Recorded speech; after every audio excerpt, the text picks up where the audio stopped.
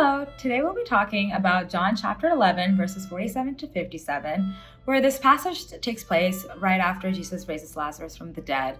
And now the political leaders are starting to worry about the growing influence of Jesus through his miracles and teachings, and how this might cause unrest, and how they feel threatened by Jesus' presence and the way he's able to transform people's lives.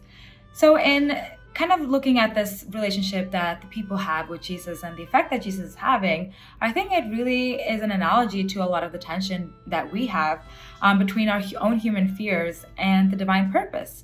I guess another way to phrase this is our own insecurities and fears and worries against God's own timing.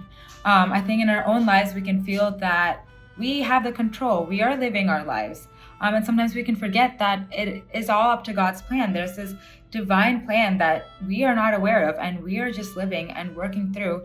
And how there's this prophecy that God has laid out for us that we don't even realize. And in not having this realization, or often feeling like we are the ones in control, we can fall into temptations of feeling jealous of those around us, feeling our insecurities and causing us to focus on ourselves. Or when there's inconveniences because of things that are occurring in our lives, sometimes often where we need to go out of our way to help other people, or might have to sacrifice our personal comfort, our personal convenience, it may feel like we are kind of letting go, we are hurting ourselves. We might feel like it's not working to our plan. But I think in those moments, we are forgetting that it is not our plan, that God has a greater plan for us. God has his own timing laid out for us. So I think it is important for us to go back and reflect and think about, how do we live our lives? Are we living our lives selfishly? Are we jealous of those around us? Are we jealous of what others have?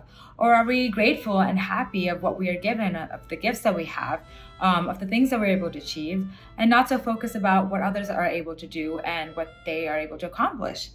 In that, I think it is important to take this as a challenge, to trust in God's timing, and to remain open in the ways he's working within us, the way he's working through the people around us, the way he's just working around us in many other ways.